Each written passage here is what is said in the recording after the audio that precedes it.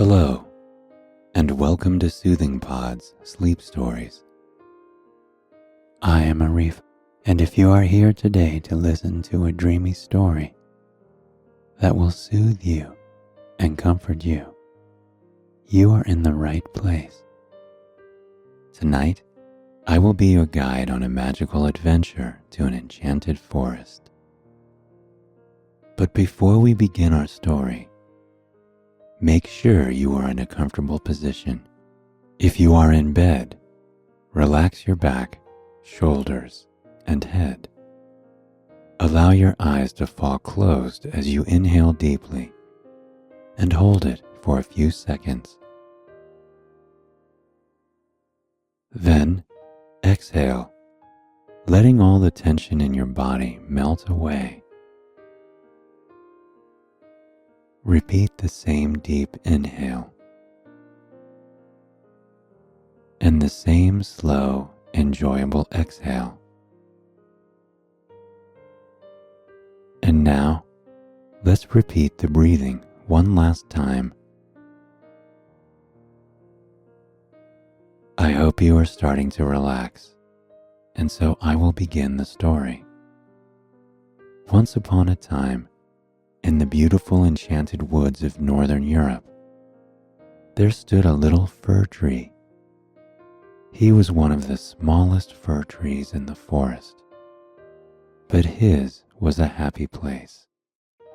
Happy, at least, for all the other creatures around him. For in his forest, there was sunshine nearly every day, and of course moonlight every night. The air was clean and crisp and clear, and on a day like today, in October, all the other trees were losing their leaves and colors, but not the fir tree. And this was one of the fir tree's gifts, to retain a deep, dark, beautiful green color all year round. However, this little fir tree was a bit unhappy because he wanted to be more than just a little fir tree. He wanted to stand taller, grow bigger, be higher than any other fir tree in the forest. Sure, he had birds that flew between his boughs. He had children who played around his shade. He had mushroom friends that sprouted all around him during mushroom season. But this was not enough for the fir tree. It was not enough that the children cried, "How pretty this fir tree is," whenever they played around him. It was not enough that they liked his shade, his beauty. All he wanted to do was grow taller and be the greatest fir tree in the forest. Well, time passed, and the little fir tree did grow a good deal taller.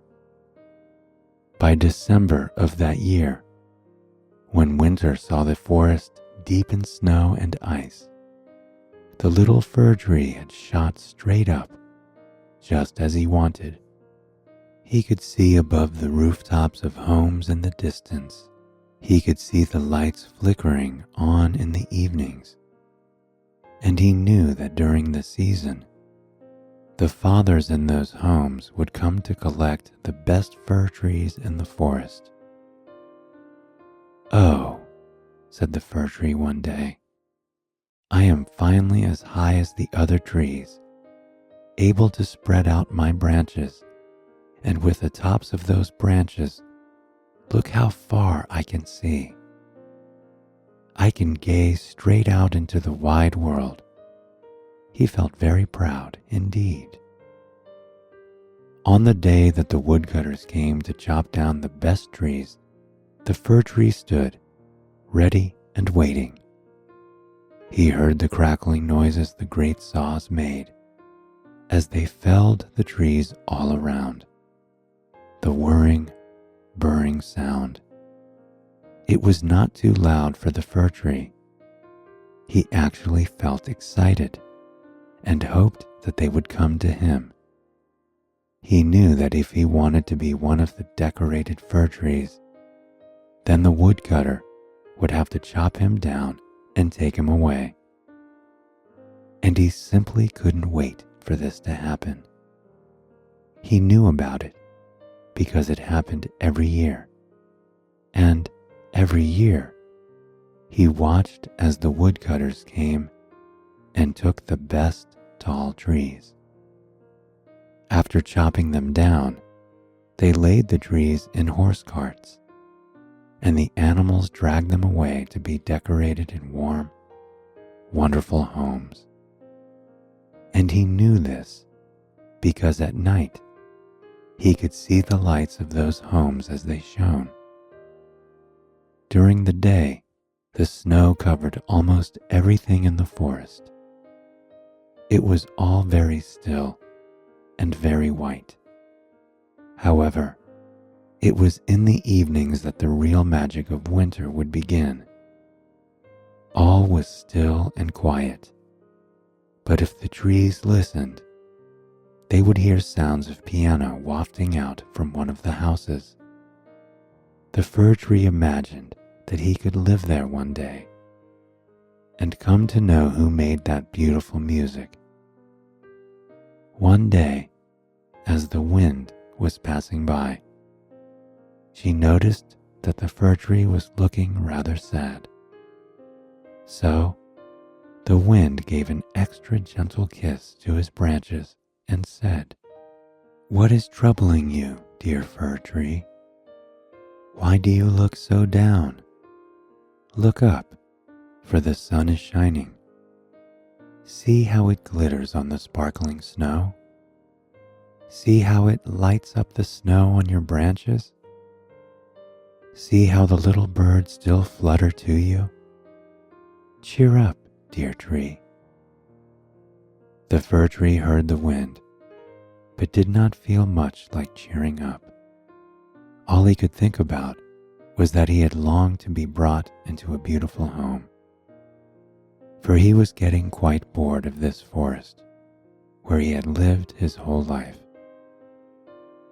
"Thank you for your kindness, wind," the fir tree finally replied. "But for me, the greatest splendor and the greatest magnificence one can imagine is still far from this forest. For I have peered through the windows of the human homes and saw how they planted the trees in the middle of decorated rooms and filled them with tinsel and apples and candles and even more beautiful things. The wind danced around the tree and hoped, for his sake, that the tree could have his wish. Then she swooped over to other parts of the forest and danced her winter dance. One day, the wish of the fir tree did come true. A man with an axe in hand approached him, striking him deep and cutting him down.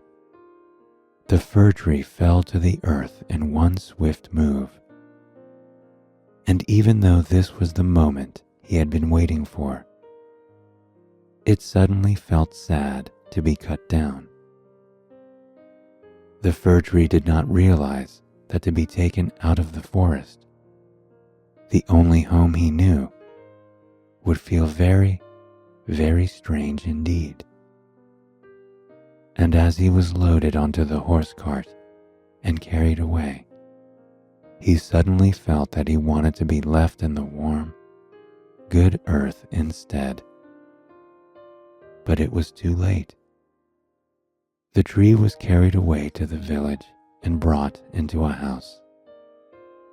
It was a great big house with lots of lights and tinsel and candles and fruits, just as he had imagined before. Inside the house, the tree was amazed by what he saw. Portraits hanging on the walls, fancy furniture and ceramic vases.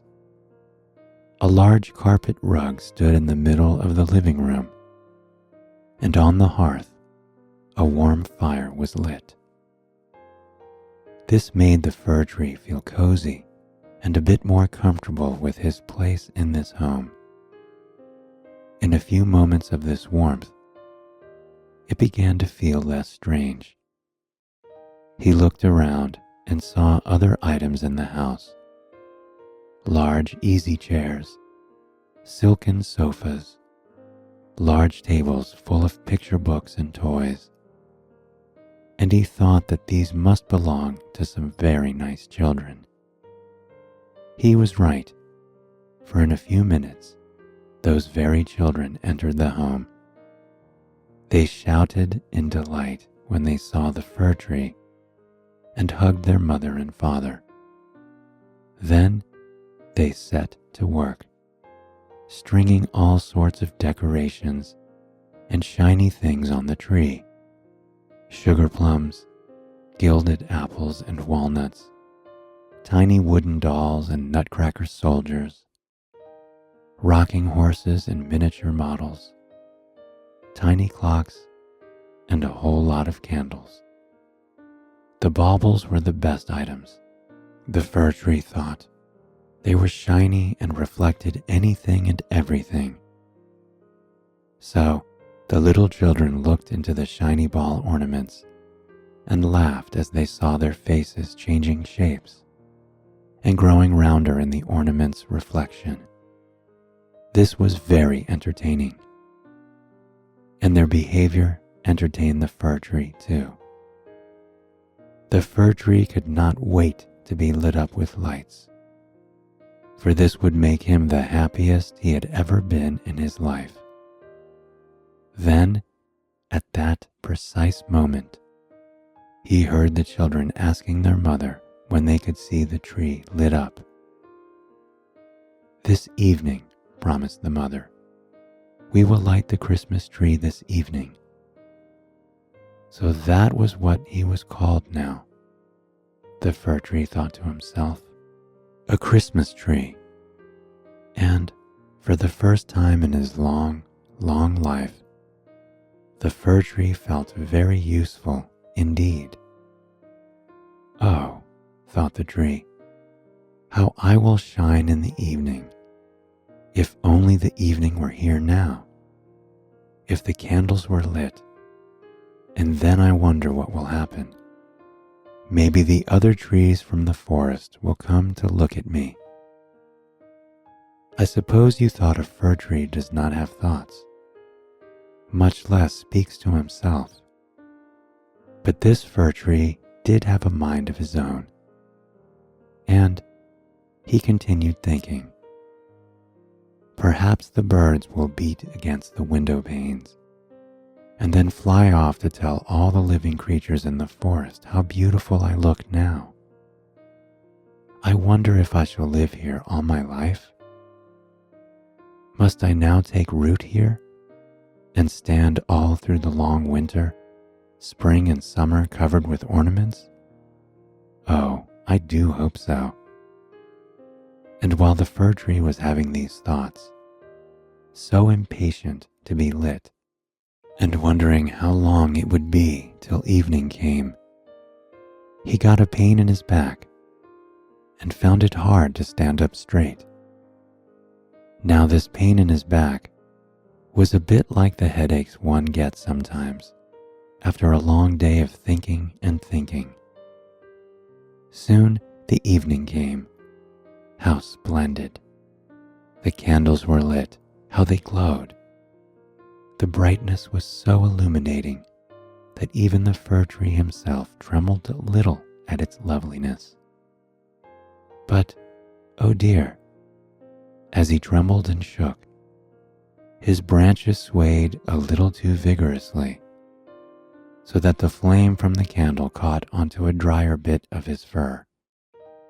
It instantly caught flames, and the entire branch burned a golden blaze. "Help! Help!" cried a maid, who called another maid, and they quickly put the fire out. Now the fir tree wanted to tremble even more, but he dared not. He feared he would likely ruin everything, and then they would cast him aside, a good-for-nothing tree. As he was having these thoughts, the door of the living room burst open. A troop of children rushed in, followed by some older people. They were even more excited than before, their smiles even brighter now. What is going to happen now? The tree thought. And even though half of the candles were now put out, the children have been given permission to scramble underneath the tree. It looked like they were pulling out the wrapped gifts from underneath him. The children were calling out names and passing the gifts around. They were excited and laughing, and the adults were drinking and laughing too. So much merriment the fir tree had never seen in his life.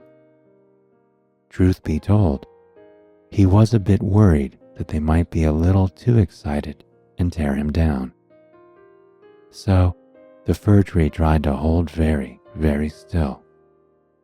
As you can imagine, if he had not been fixed firmly to the ground, he would certainly have tumbled right down. The children continued dancing around, tearing open the gift wrappings and presents until the pile of colorful paper was nearly as high as the pile of gifts had been. Glitter was everywhere, and toys and playthings. Now, a fat man with a white beard entered, in clothes that were all red and white. He had a red hat on, too, with a fluffy white ball at the end. The fir tree thought he was the most curious old man he had ever seen. The moment the old man appeared, all the children began to crowd around him excitedly and chant. A story, they cried, pulling the little fat man towards the fir tree. He seated himself right under it, on a nice plush red cushion. And when all the children were settled and sitting too, he said, "Now we are settled down, children, and all of you have opened your gifts. And now the tree can listen too. But tonight, I have many children to visit and many stories to tell. So I shall tell you just one story. Is that okay?" The children cheered and were not sour at this news. Instead, they huddled closer, and even the adults went quiet at the announcement of a story. Now what would you all like to hear? A story about Ivedy-Avedy or Humpty Dumpty? The egg that tumbled down the stairs, broke into 1,000 pieces, and still became the prince and married the princess? Ivedy-Avedy, cried some. Humpty Dumpty, cried the others. The fir tree himself wondered which story he would rather hear, for he had never heard either Ivedy-Avedy or Humpty Dumpty before. They both sounded like delightful and interesting stories. But the children started arguing and bawling between themselves, for some wanted one and others wanted the other. As for the fir tree himself, he thought now, should I now bawl with the rest? Or should I just stand here and be still forever?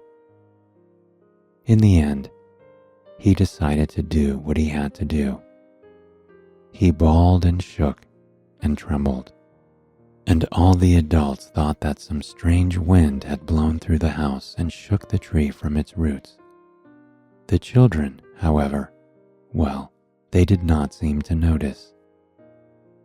And the fat man in red told them about Humpty Dumpty that tumbled down, the egg who became a prince, and at the end of the story, married the princess.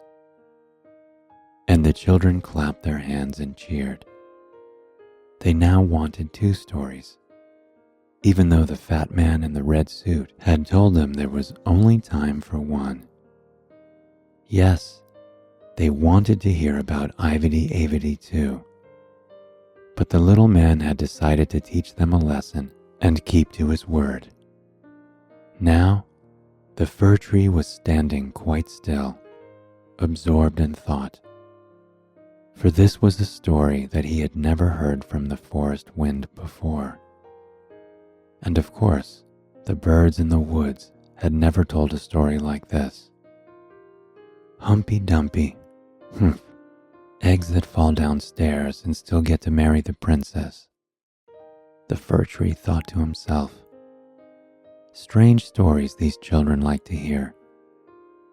I suppose that's the way of the world, thought the fir tree. As he was thinking, he realized that he also quite liked the story and wanted to believe it all, because the little old man in the red suit was such a good storyteller, and he told the story with such earnestness.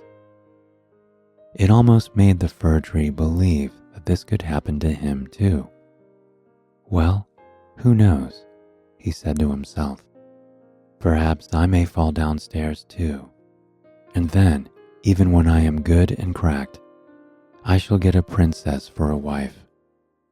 Wouldn't that be a crazy thing? A tree for a king, with a princess for a wife. And he wondered if tomorrow, the fat man in the red suit would come back again to tell another story. This thought in particular made him look forward to tomorrow with joy. Maybe then he would be lit with new candles. Maybe then he would be decked out again with lights, toys, pears and apples, and tinsel. But then he decided to promise himself one thing. I won't tremble tomorrow. Yes, that was a good promise. I will fully enjoy all my splendor. Tomorrow, perhaps, the old man will come to tell the story of Humpy Dumpy, and perhaps he will let the children hear the story of Ivedy Avedy too. And with this happy thought, the fir tree stood still and in deep thought the entire night. Soon it was dark. The children went to bed. The fat old man left. The adults had quite enough to eat and drink, and everyone disappeared. Soon, there was no noise to be heard, except for the ticking of the old grandfather clock. In the morning, 2 housemaids came in. The fir tree looked at them expectantly, thinking that they would decorate his branches once more. Now at last, the splendor will begin again, thought the fir tree. But alas, it was not to be. Instead of beautifying the fir tree as they had done the day before, the maids dragged him out of the room. They took the fir tree up the stairs and into a loft. It seemed to be a place where many old things were stored, perhaps things that had no more use, things that nobody wanted to keep. The sun did not shine in the loft. The birds did not come here to sing. The daylight did not shine even a tiny flicker here. What's happening now? Thought the fir tree. What is the meaning of this? Nobody answered, and nobody came to light new candles.